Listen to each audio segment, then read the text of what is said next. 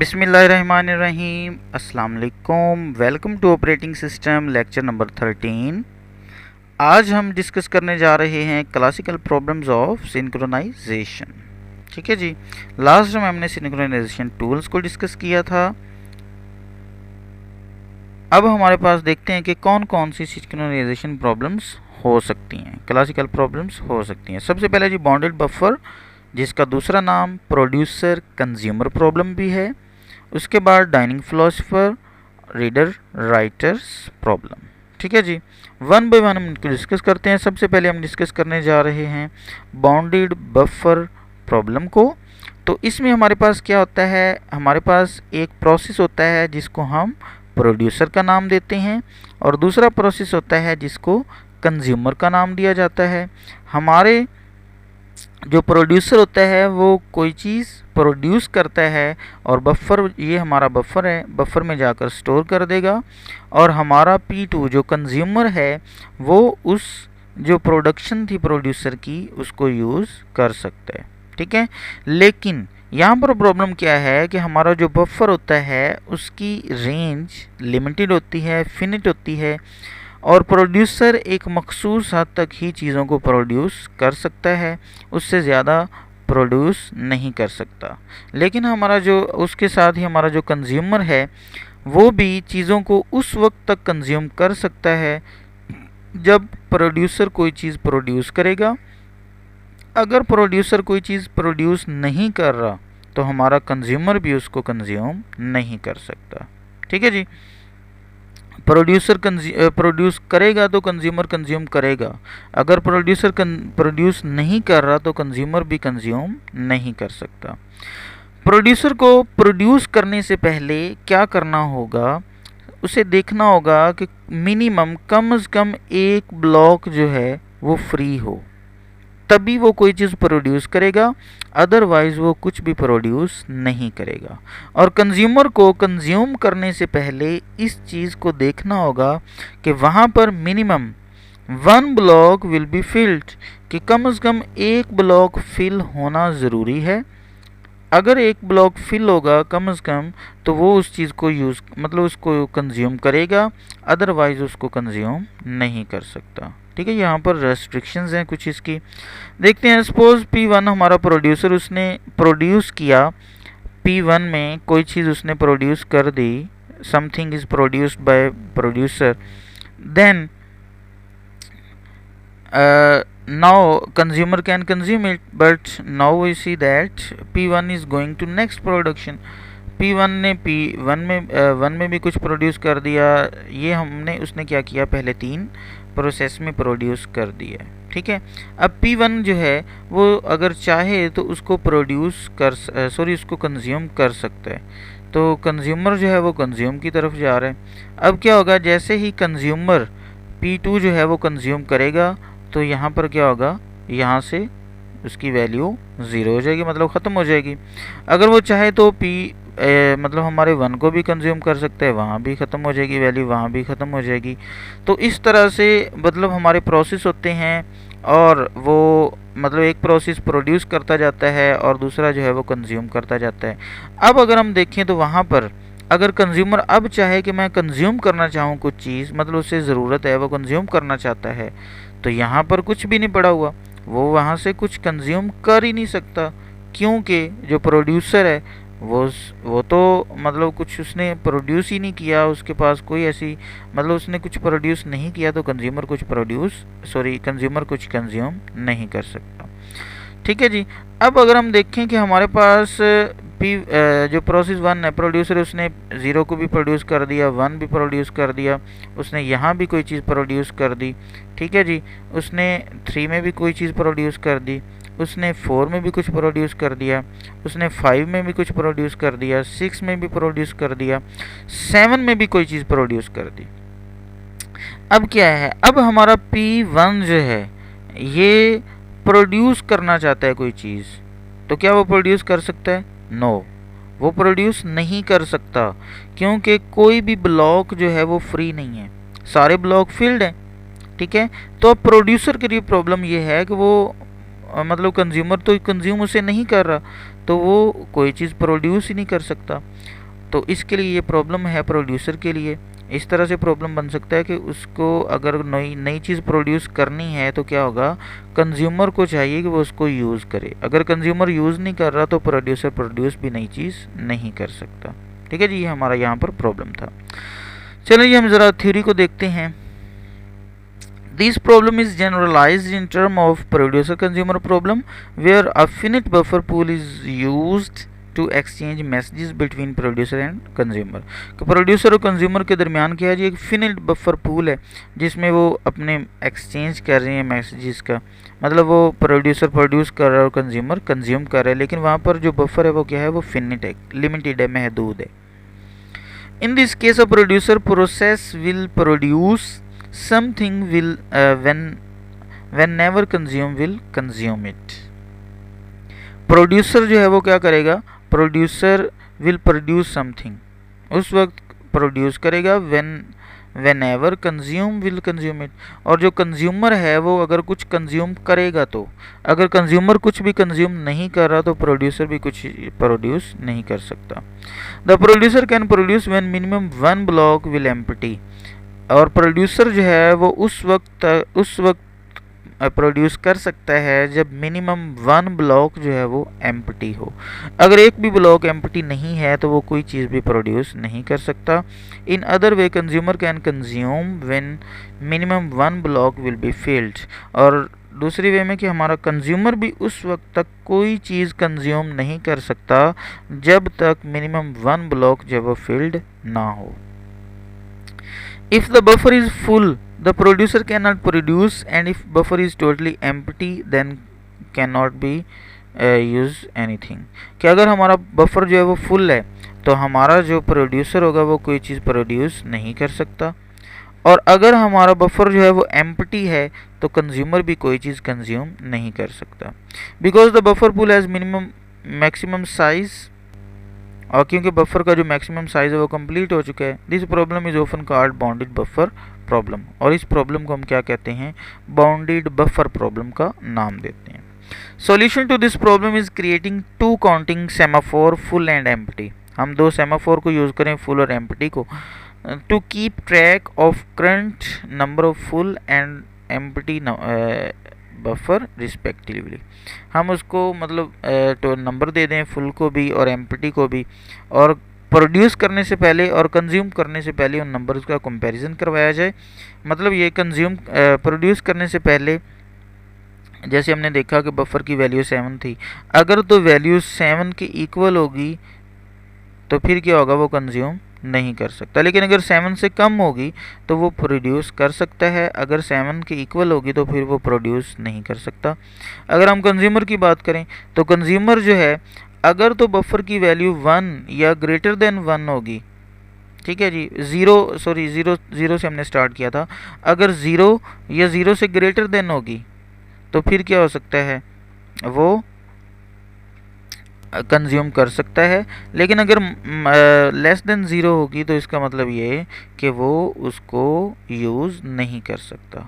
ठीक है जी, मतलब उसको कंज्यूम नहीं कर सकेगा। तो सेमाफोर लास्ट लेक्चर हमने डिस्कस किया था, अगर तो वो सुना होगा तो इसका आइडिया आपको हो जाएगा।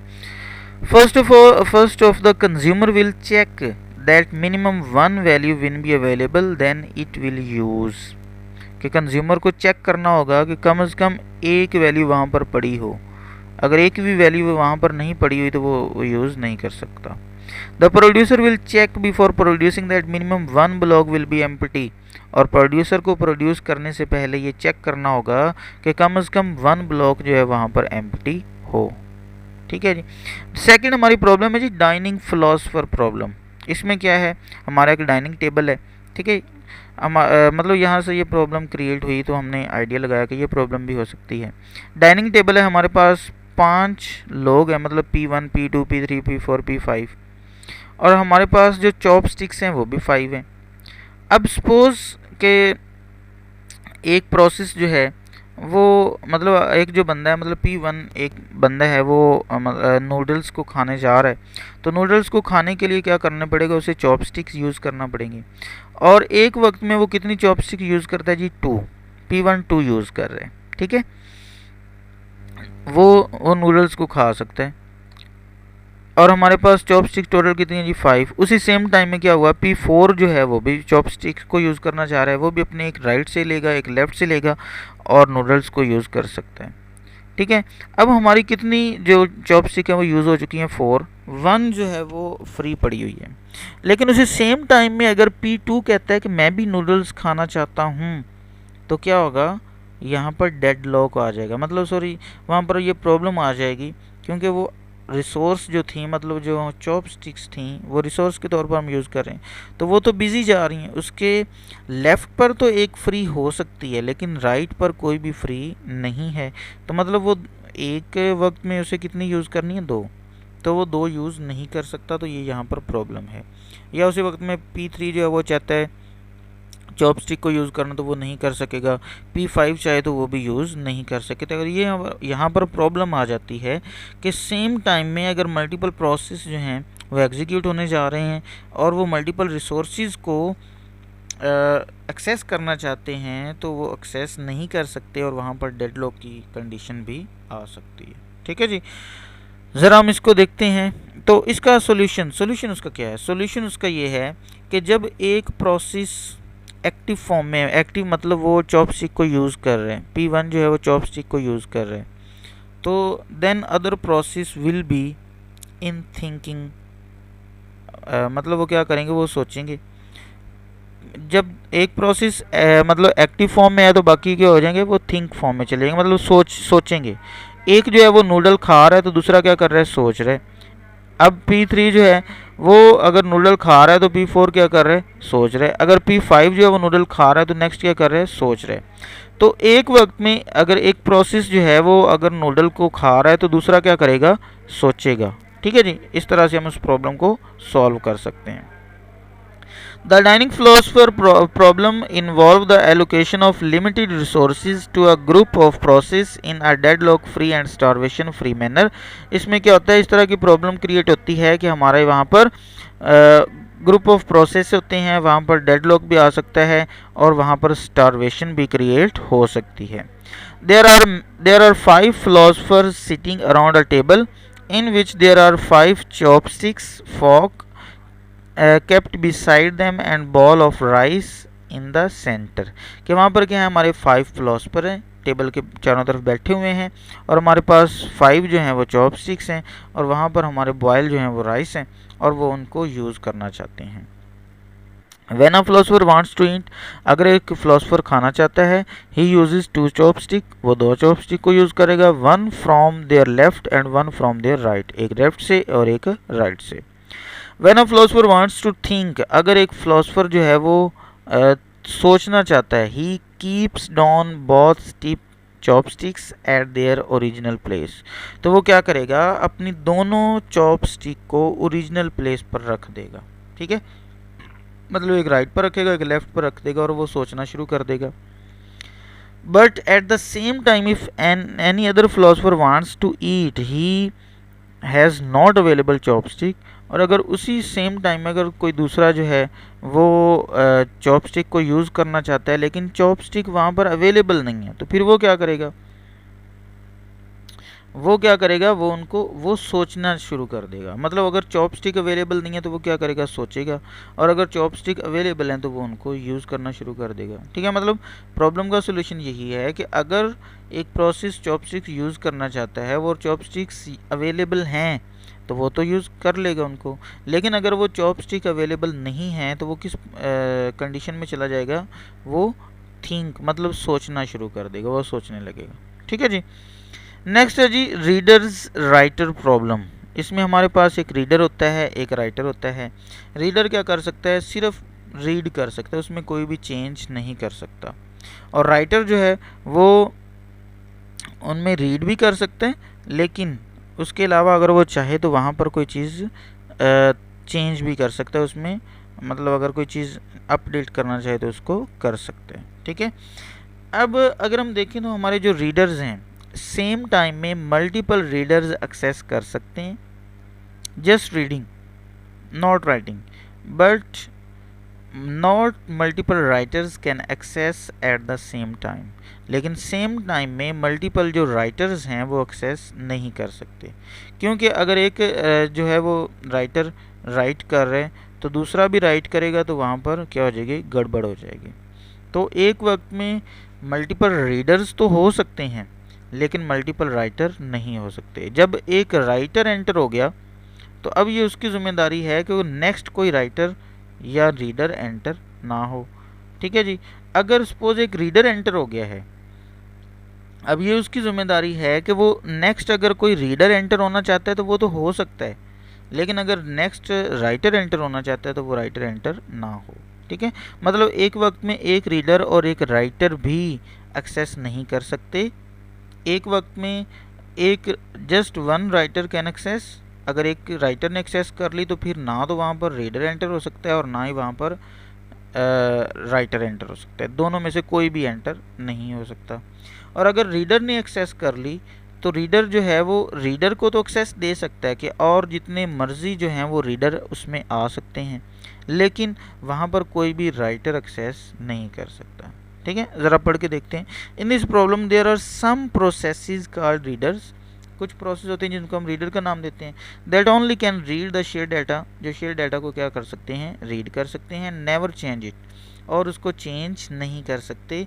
And there are other processes, और कुछ प्रोसेस और होते हैं कॉल्ड राइटर, जिनको हम राइटर का नाम देते हैं, who may change the data in addition to reading, वो क्या कर सकते हैं, डाटे को चेंज कर सकते हैं, or instead of reading it, और साथ में रीडिंग भी कर सकते हैं या बगैर रीडिंग किए भी अगर चाहें तो डाटा जो है वो उसमें चेंज कर सकते हैं। Multiple readers process can enter into the shared section, multiple जो रीडर्स होते हैं वो शेयर्ड सेक्शन में, मतलब शेयर्ड सेक्शन हमारा कौन सा जी, क्रिटिकल सेक्शन, मल्टीपल रीडर्स जो हैं वो उसमें एंटर हो सकते हैं। If a reader has entered into the shared section, अगर एक रीडर जो है वो शेयर्ड सेक्शन में एंटर हो गया, then no any writer can enter, but तो फिर कोई राइटर जो है वो एंटर नहीं हो सकता, बट रीडर कैन एंटर, लेकिन रीडर जो है वो एंटर हो सकता है। If a reader has entered in the section when it is her responsibility that it avoid the other writer to enter into, अगर एक रीडर जो है वो एंटर हो चुका है तो अब ये उसकी रिस्पॉन्सिबिलिटी है कि वो किसी और राइटर को एंटर ना होने दे। If a writer has accessed the shared section, then no any reader or writer can be entered in the section. अगर तो उस शेयर्ड सेक्शन में हमारा राइटर आ गया तो फिर ना तो कोई राइटर आ सकता है और ना ही कोई दूसरा रीडर आ सकता है। ठीक है, मतलब वो उसको एक्सेस नहीं होने देगा। ठीक है जी, ये था हमारा आज का लेक्चर्स। कोई भी प्रॉब्लम हो कमेंट बॉक्स में बताइएगा, और अगर अभी तक चैनल सब्सक्राइब नहीं किया तो चैनल ज़रूर सब्सक्राइब करें। थैंक यू, अल्लाह हाफिज़।